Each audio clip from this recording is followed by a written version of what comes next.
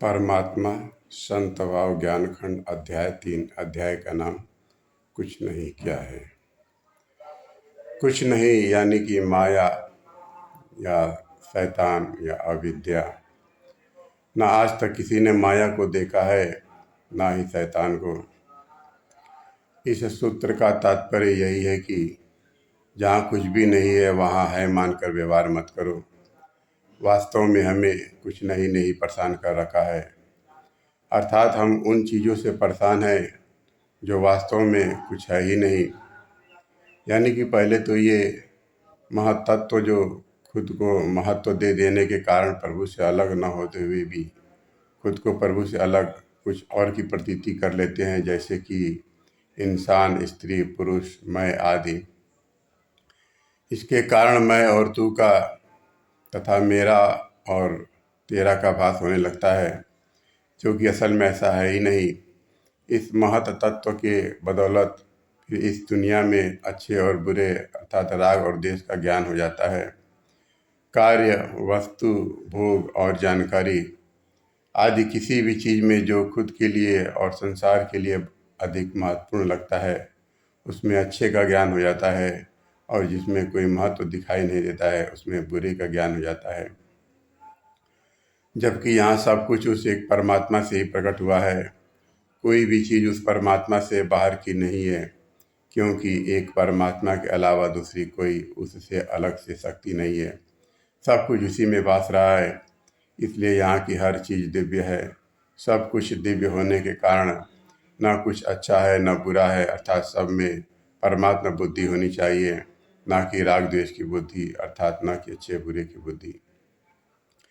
इन सब दिव्य चीज़ों में जिसे उस परमात्मा ने विहित कर रखा है अर्थात जायज कर रखा है उसे ग्रहण करना चाहिए, और जिसे त्याज्य कर रखा है अर्थात जिसे हराम कर रखा है उसे ग्रहण नहीं करना चाहिए।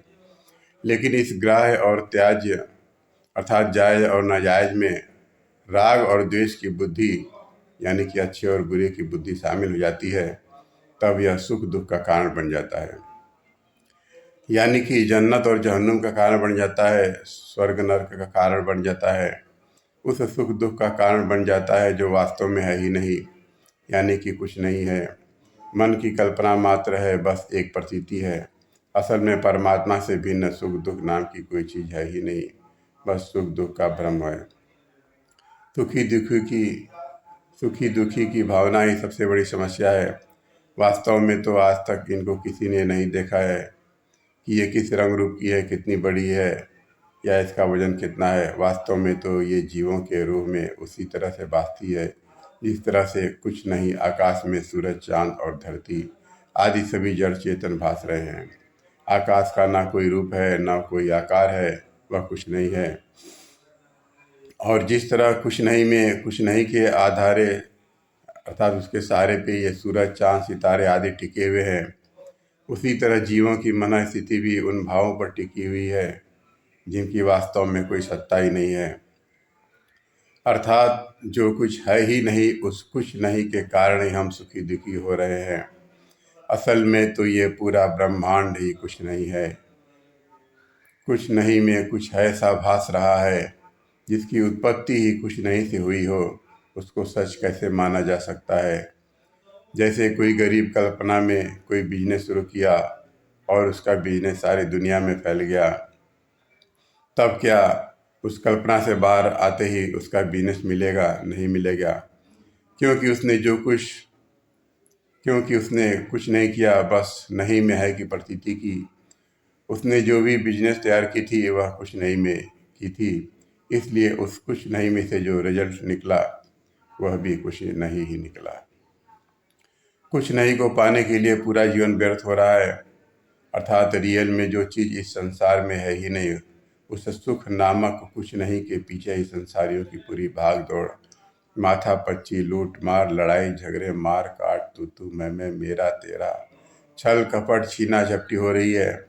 उस कुछ नहीं को पाने के लिए सभी ओर होड़ लगी है। हर कोई उस कुछ नहीं के लिए ललायित है, सबके लार टपक रहे हैं।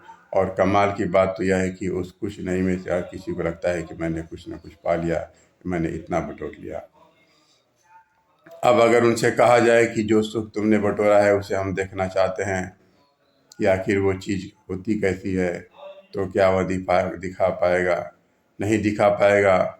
वो दिखाएगा अपना घर, अपनी फैक्ट्री, अपना दुकान, अपना पति, अपनी पत्नी, अपने बच्चे, अपनी कार, एसी, फ्रिज आदि। लेकिन जरा सोचो, यदि यही सुख है तो इसके प्रभाव से हर वह प्राणी सुखी हो जाना चाहिए जो इसके निकट पहुँचे, लेकिन होता नहीं है। पक्षी इस बंगले पर बीट करके चले आते हैं, कुत्ते कार पे पेशाब करके चले आते हैं, मगर सुखी नहीं हो पाते। वैसे ही पत्नी अपने पत्नी वैसे ही पत्नी अपने पति और बच्चों के लिए सुख का कारण हो सकती है, लेकिन पड़ोसियों के लिए दुख का कारण। असल में तो सुख नाम की कोई चीज़ होती ही नहीं है, तो उसे कोई दिखाएगा क्या? ये मात्र मन की कल्पना मात्र है, मन की प्रतीति है। किस मन की प्रतीति है? उस मन की प्रतीति है जिसे देखने के लिए पूरा शरीर चीर फाड़ दिया जाए तो भी न मिले। अर्थात इस सुख नाम के कुछ नहीं की प्रतीति उस मन नाम के कुछ नहीं में हो रही है। अर्थात पहले कुछ नहीं को पाने के लिए दूसरे कुछ नहीं के कारण तीसरा कुछ नहीं सुखी दुखी हो रहा है। यहाँ पहला कुछ नहीं है सुख, दूसरा कुछ नहीं है प्रतीति, और तीसरा कुछ नहीं है मन। यानी कि सुख को पाने के लिए सुख दुख की प्रतीति के कारण मन सुखी दुखी हो रहा है। अर्थात वो संसार जो कुछ नहीं से बना है, कुछ नहीं पर टिका है, वो बनने के बाद भी कुछ नहीं में ही जी भी रहा है। उसका सारा व्यवहार कुछ नहीं में ही हो रहा है। दूसरे शब्दों में कहे तो वो संसार जो कुछ नहीं से बना है, कुछ नहीं पर टिका है, वो बनने के बाद भी कुछ नहीं है। यह एक भ्रांति है कि हम अन्य को सुख दुख देने वाला मानते हैं और अन्य में सुख दुख की कल्पना कर लेते हैं। दुनिया में कोई कुछ देने वाला नहीं है। यदि हम दुख का संवेदन करें तो हमें दुख होता है, और हम दुख का संवेदन न करें तो हमें दुख नहीं होता। अनेक प्रकार की प्रतिकूल परिस्थितियों में भी यदि हम दुख का संवेदन न करें तो हमें कोई दुख नहीं हो सकता। उदाहरण, परिवार का कोई व्यक्ति अचानक मर जाए तो सब रो रहे होते हैं, लेकिन उसी परिवार का छोटा बालक सबको दुखी देखता है लेकिन खुद दुखी नहीं होता, क्योंकि अभी उसके भीतर अच्छे बुरे का ज्ञान सूक्ष्म रूप में है, पूरी तरह विकसित नहीं है। जैसे जैसे उम्र बढ़ेगी वैसे वैसे उसका राग द्वेष का ज्ञान बढ़ेगा। इसलिए ही शिव पुराण में एक मंत्र आता है कि ज्ञान ही बंधन है। अर्थात यह अच्छे बुरे का राग द्वेष का जो ज्ञान है यही बंधन है। सुख दुख का ज्ञान ही बंधन है, द्वंद्व ये बंधन है। हजार प्रकार की सुख सुविधाएं हो और हम सुख का संवेदन नहीं करें तो हमें कोई सुख नहीं हो सकता। उदाहरण, बचपन में जीने वाला बालक चाहे वो अमीर हो या गरीब, लेकिन अपने सुख सुविधाओं से कभी संतुष्ट नहीं रहता। उसे लगता है कि वह सुखी नहीं है, इसलिए सपने देखता है कि जवानी के कि कब मैं बड़ा होऊंगा। जवान व्यक्ति भी दुखी होता है। वो सोचता है कि क्या बचपन के दिन थे, न कमाने की चिंता, न इतना भागदौड़।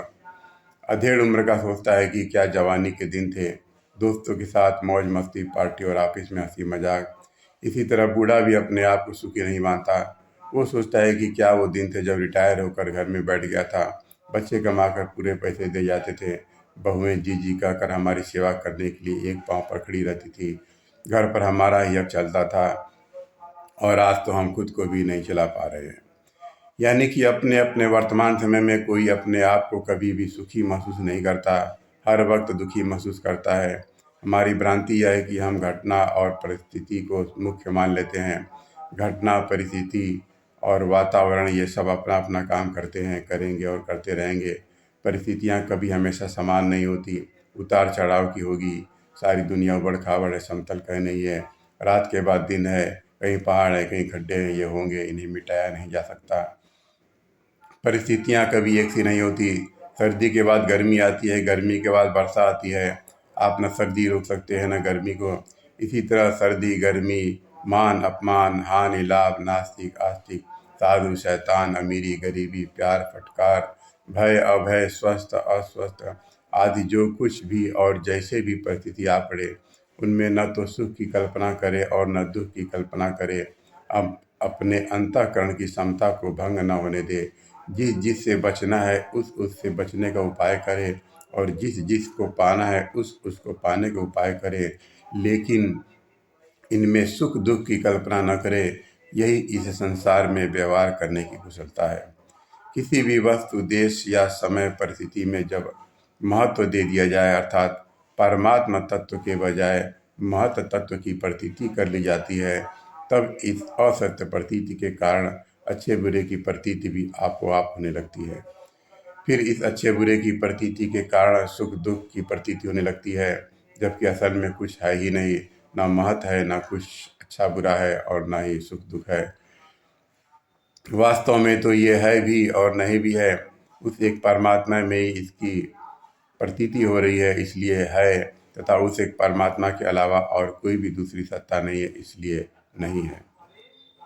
अर्थात परमात्मा में होने के कारण सत भी है और परमात्मा से अलग इनकी कोई सत्ता न होने के कारण असत भी है।